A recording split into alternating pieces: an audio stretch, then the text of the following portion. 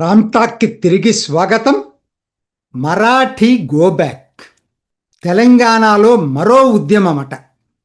దీన్ని మలి ప్రత్యేక తెలంగాణ ఉద్యమంతో పోలుస్తున్నారు కొంతమంది.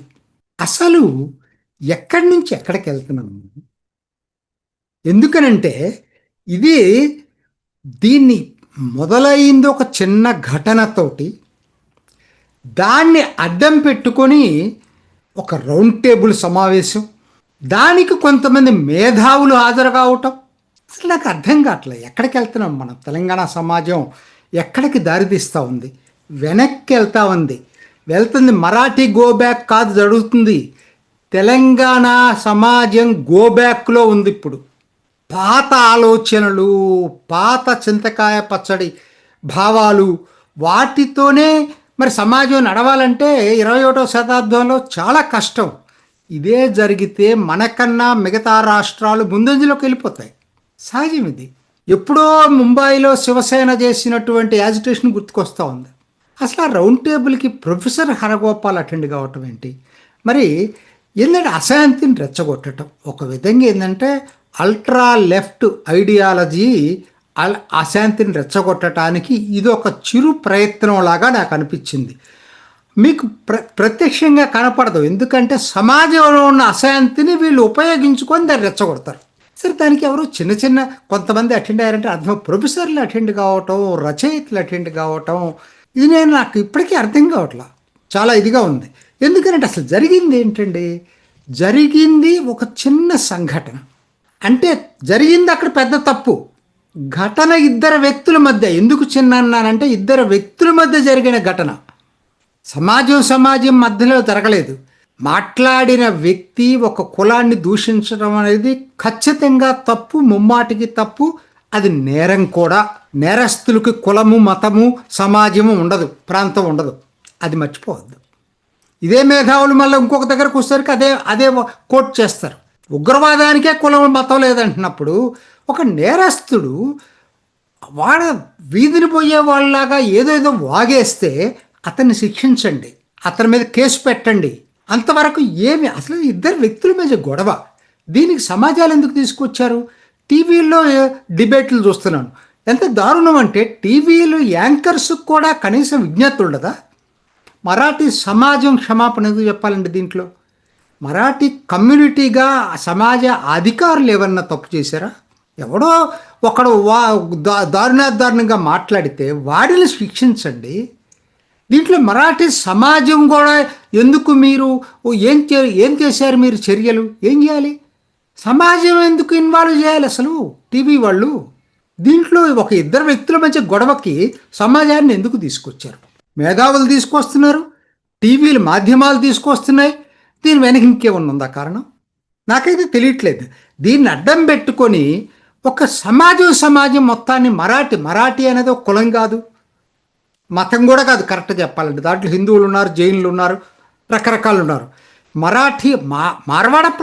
మరాఠా ప్రాంతం నుంచి వచ్చిన వాళ్ళు దాన్ని ఇప్పుడు ఎక్కడ దాకా ఎక్స్పాండ్ చేశారంటే మెల్లిగా మరాఠీ నుంచి గుజరాతీలకు వెళ్ళింది, మొత్తం హిందీ ప్రాంతానికి వెళ్ళింది. అసలు ఒక అర్థంలో ఇవాళ హైదరాబాదులో నార్త్ ఇండియన్స్ లేకుండా హైదరాబాద్ లేదు ఇవాళ. ఎందుకంటే భవన కార్మికులు తీసుకోండి, ప్లంబింగ్ తీసుకోండి, ఇంకొకటి తీసుకోండి. అంటే ఏంటి? వాళ్ళు కావాలని రాలా, ఉపాధి కోసం వచ్చారు. ఇక్కడ అవకాశాలు ఉన్నాయి కాబట్టి వచ్చారు. అవకాశాలుంటే దేశంలో ఒక చాటు నుంచి ఒక చాటుకి ఎక్కడికైనా వెళ్తారండి. ఆహ్వానిద్దాం. ఇవాళ ఐటీ ఇండస్ట్రీ మరి హైదరాబాదే కదా తెలంగాణ కూడు పెడతా ఉందంటే దాంట్లో ఒక్క తెలంగాణ వాళ్ళు లేరు కదా, దేశం మొత్తం ఉన్నారు కదా అక్కడ. వాళ్ళైతే కావాలా? వీళ్ళొద్దా? వస్తాయండి, ఘర్షణలు రాకుండా. చిన్న వ్యాపారస్తులు కొన్ని చోట్ల ఘర్షణలు ఉన్నమాట నిజం, నేను కాదంటలేదు. దాన్ని అడ్డం పెట్టుకుని ఈ అశాంతిని రెచ్చగొట్టే వ్యక్తులు, కొంతమంది రాజకీయ నిరుద్యోగులు, వీళ్ళందరూ కలిసి ఒక రౌండ్ టేబుల్ పెట్టుకొని దీన్ని ఒక మరాఠీ గోబ్యాక్ అనేది మెల్లిగా ఉత్తర హిందుస్థానం ఇంకొక ప్రెస్ కాన్ఫరెన్స్ పెట్టి అసలు దక్షిణాది అంతా వేరు, ఉత్తరాది వేరు, అసలు దక్షిణాది సపరేట్ దేశం కావాలని మాట్లాడితే పక్కనున్న వాళ్ళు ఖండించాలా లేదండి? అదే ప్రెస్ కాన్ఫరెన్స్లో వాళ్ళు అనవచ్చు, మేము కాదు మాట్లాడింది, ఎవరో మాట్లాడారు. అది తప్పది. అటువంటి వాళ్ళు వెలేయాలి ముందు. ఎక్కడికి వెళ్తున్నాం మనం? ఎక్కడి నుంచి ఎక్కడికి వెళ్తుంది ఇది? నేను ఎందుకంటున్నానంటే ఉంటే ఉండొచ్చు సమస్య. ముఖ్యంగా ఏంటంటే మరాఠీలు బిజినెస్లో అగ్రెసివ్గా ఉంటారు, దాంట్లో డౌట్ లేదు, దాంట్లో ఎటువంటి డౌట్ లేదు. ఎక్కువ మంది చిన్న చిన్న వ్యాపారస్తులు అండి, అందరూ పెద్దవాళ్ళు కాదు కదా, చిన్న చిన్న వ్యాపారస్తులు చాలామంది ఉంటారు. వాళ్ళు చాలా అగ్రెసివ్గా ఉంటారు బిజినెస్లో. బిజినెస్ అంటేనే కాంపిటీషన్ అండి. అరే మీరు వాళ్ళు ఈక్వల్ పార్ట్నర్స్ మీతోటి. అన్ఈక్వల్ పార్ట్నర్స్ అంటే ఎవరో మాల్స్ పెట్టేవాళ్ళు అన్ఈక్వల్ పార్ట్నర్స్ అంటే. వాళ్ళతో ఫైట్ వాళ్ళతో కాదు, వీళ్ళతో ఫైట్ చేస్తారంటే న్యాచురల్గా ఎవరో అంటున్నారు ట్రావెల్లో, లేదండి వాళ్ళు వచ్చి 2 లక్షలు మేము చెప్తే వాళ్ళు 3 లక్షలు కొనుక్కుంటారు సహజం వ్యాపారంలో. దాన్ని అడ్డం పెట్టుకొని సొసైటీ మొత్తాన్ని, మరాఠీ సొసైటీ మొత్తం కూడా తప్పు, అసలు ఉత్తరాది వాళ్ళు తప్పు అనేటువంటి ఆందోళన. దీనికి వెనక కొంతమంది రేషనలైజ్ చేయటం దీన్ని. ఆయన ప్రొఫెసర్ అరగోపాల్ ఎక్కడో, నేను మొత్తం వినలేదు కానీ కొద్దిగా విన్నాను, రేషనలైజ్ చేస్తున్నాడు దీన్ని. ఈ రేషనలైజేషన్ ఏంటి? దీనికి వీళ్ళే మేధావులు అండి, నాకు అర్థం కాదు.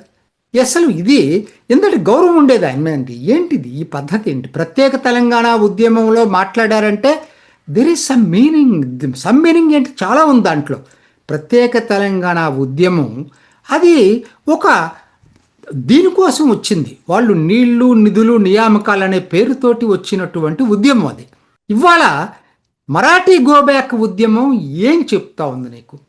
అరే నీ పక్కన హైదరాబాదులో మరి విదేశీయులు వచ్చి నివసిస్తుంటే మాత్రం వాళ్ళని గురించి ఆందోళన చేయరు మేధావులు, ఒక్కరు కూడా మాట్లాడరు మేధావులు. కానీ మన తోటి భారతీయులు ఒక చోట నుంచి ఒక చోటికి ఎక్కడికైనా వెళ్ళొచ్చండి. ఒక్క హైదరాబాద్ ఏంటి, ఇవాళ సౌత్ ఎక్కడికైనా వెళ్ళండి, తమిళనాడులో అందరూ ఉన్నారు.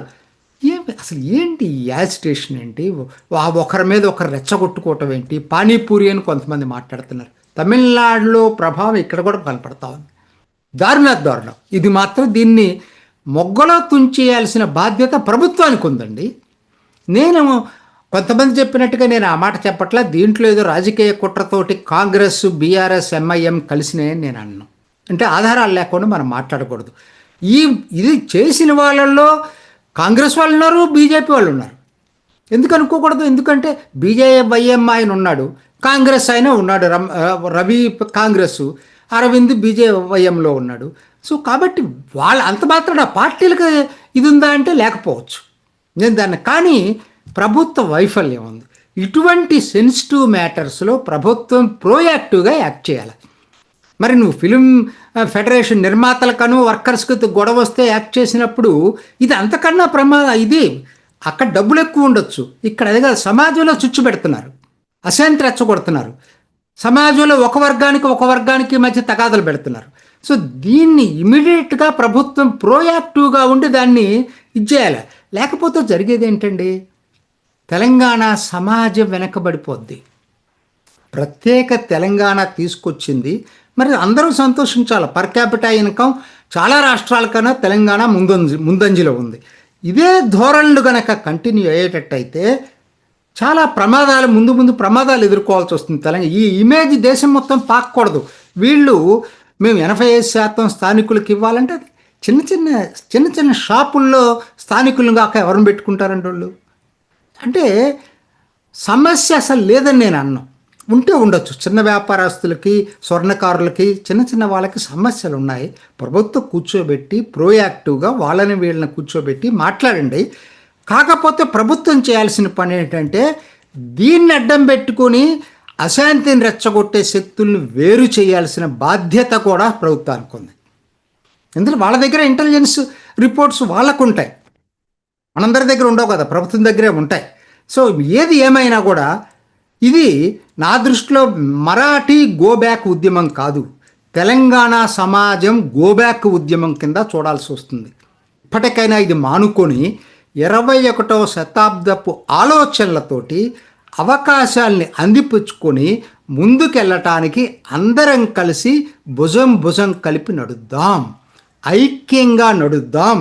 ఆ మెసేజ్ మేధావులందరూ కూడా సమాజానికి ఇవ్వాల్సిన అవసరం ఉంది. ఇది ఈనాటి రామ్టా. ఇంకొక ఎపిసోడ్లో మళ్ళీ కలుసుకుందాం. నమస్తే. చూసారు కదండి, మరి ఈ వీడియో కనుక మీకు నచ్చినట్లయితే ఒక లైక్ కొట్టేసి మీ అభిప్రాయాన్ని కూడా కామెంట్ బాక్స్లో తెలియజేస్తూ ఇలాంటి ఇంట్రెస్టింగ్ అప్డేట్స్ కోసం మా ఛానల్ని సబ్స్క్రైబ్ చేసుకోండి.